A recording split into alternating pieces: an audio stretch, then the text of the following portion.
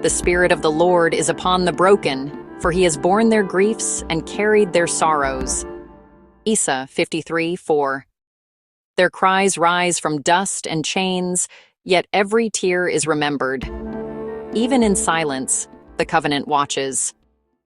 If he withholds her food, her clothing, her marital rights, she shall go out free, without price. Exodus 21:10-11. Freedom was written before chains were forged. She wandered in nights of betrayal, yet the word was her lamp. She stumbled through shadowed valleys, yet the word was her staff. I will contend with those who contend with you. Isa 54:17. Hands that raise violence, tongues that silence love, these are rebellion, not order. Certificates, pulpits, traditions. They cannot bind what the word has already loosed. The law of God is mercy and justice, not oppression hidden in scrolls or sermons. For the Lord has called you like a wife, forsaken and grieved in spirit, like a wife of youth when she was rejected. Isa 54:6. She is not forsaken. She is betrothed to her Maker. The widow, the orphan, the betrayed, their tears are witnesses. Their scars testify of covenant truth. Surely he has borne the griefs of the suffering, carried their sorrows, yet they were counted as stricken, smitten by God, and afflicted. Isa 53:4. But he was pierced for their transgressions, crushed for their iniquities. Upon him was the chastisement that brought them peace, and with his wounds they are healed. Isa 53:5. In this divine exchange, every wound becomes sacred ground, every tear, a holy offering collected in his bottle. PSA 56:8. For the Lord is near to the brokenhearted and saves the crushed in spirit. PSA 34:18. He does not despise the sorrow, nor does he turn away from the pain. Instead, he draws near, transforming the deepest aches into altars of remembrance, testaments to a love that willingly entered into our suffering to bring us out. She walked through nights of suffocating fear, haunted by the echoes of accusation. She wandered through a wilderness of profound shame, believing the lie that she was forgotten, barren, and cast aside. The silence of heaven seemed to confirm her desolation. Yet, even in the dust, a promise was breathing. The eternal word had already declared that she would not remain in the ruins, but would rise from the ashes of her own history. For the voice of the beloved was calling to her, saying, "Sing, O barren one, you who did not bear. Break forth into singing and cry aloud, you who have not been in labor. For the children of the desolate one will be more than the children of her who is married, says the Lord." Isaiah 54:1. Therefore, enlarge the place of your tent, and let them stretch forth the curtains of your habitations. Spare not, lengthen your cords, and strengthen your stakes. Isa 54:2. This is not a season for smallness or retreat. It is a time to prepare for the impossible, to make room for the fulfillment of promises that once seemed dead. For the covenant is her eternal covering, a promise sealed in blood that cannot be broken. Her Maker is her husband, the Lord of hosts is his name, and he has redeemed her from her shame, calling her his own. Isa 54:5. He is the Redeemer who becomes her veil of protection, shielding her from the accuser. Though the mountains may be shaken and the hills be removed, his unfailing love for her will not be shaken, nor his covenant of peace be removed. Isa 54:10. He is rebuilding her with stones of turquoise, her foundations with sapphires, and her gates with sparkling jewels. Isa 54:11-12. And so, the landscape of her past is redrawn by his grace. Every betrayal that sought to destroy her became a painful but powerful lesson in his unwavering faithfulness. Every abandonment that left her orphaned became a fertile seed for a deeper revelation of his covenant love. Every act of injustice that screamed of her unworthiness became a flawless mirror reflecting his boundless mercy.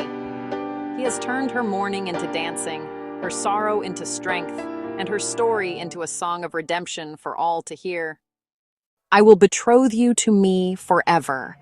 I will betroth you to me in righteousness and justice, in steadfast love and mercy.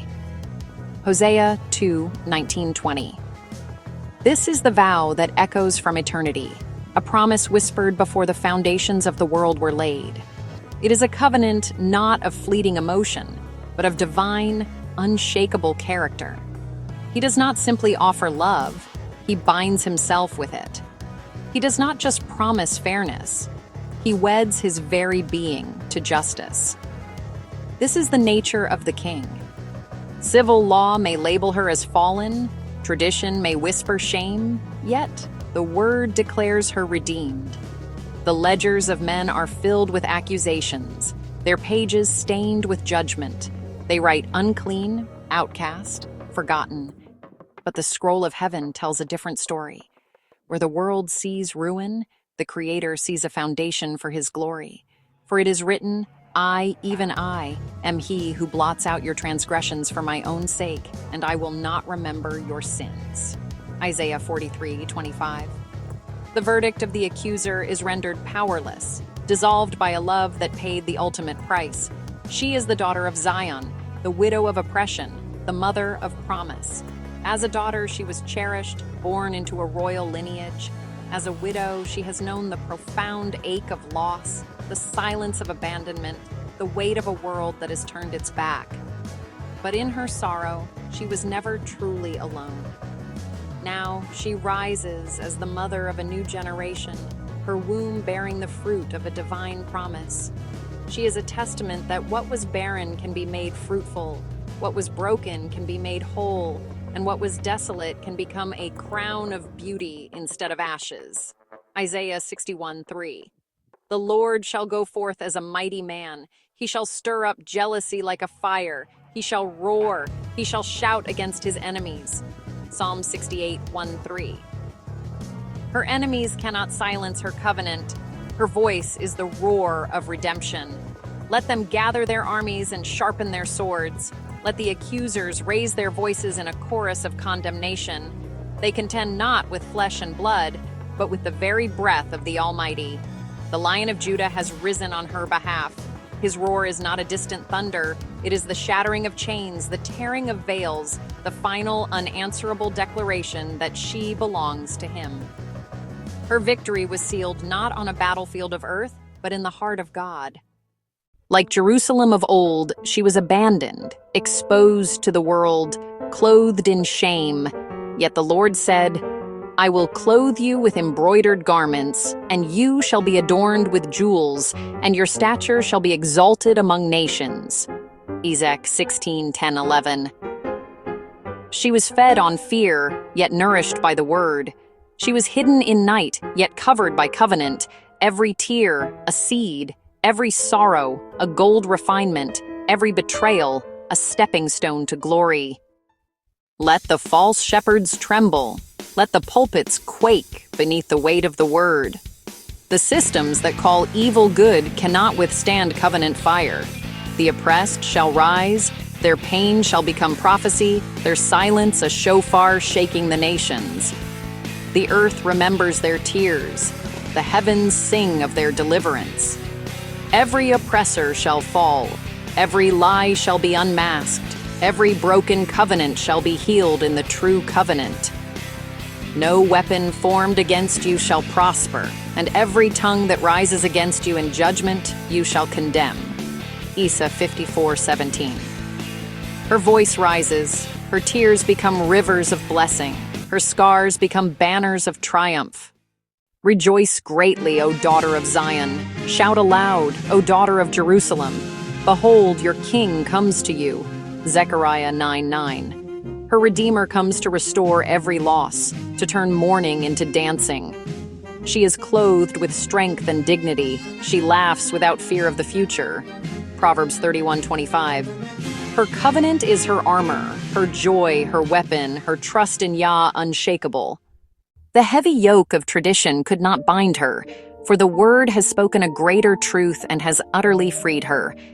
The regulations of men, written on stone and paper, could not hold her captive, for a higher law, the law of the Spirit of life, has set her free. Man's law could not claim her soul, but the everlasting covenant claims her, body and spirit. She is not a possession to be owned, but a treasure to be cherished, bound by promises whispered before time began. She is not forsaken in the wilderness of her wandering. She is chosen, called out from the nations, a royal priesthood, a holy people. She is not defiled by the dust of her past. She is delivered, washed in living water, her garments made brilliantly white. She is not ashamed of her journey, nor of the path she walked to find him. She is the bride, restored to honor, her head held high. She is married to Yah, betrothed in righteousness and in justice, in loving kindness and in mercy, betrothed in faithfulness. She is freed by the covenant, a promise sealed in blood that cannot be broken, an eternal vow, forever, forever, forever.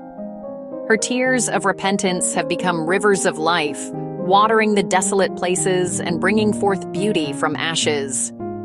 Her scars, once marks of pain and sorrow, are now her crowns of glory, a testament to the battles he has won for her, a roadmap of his faithfulness etched upon her very being. Her story is not a footnote, but the central theme, written in the living ink of Torah. It is engraved in the visions of the prophets, who long to see her day. It is sealed by the fire of the Spirit, a guarantee of the inheritance to come.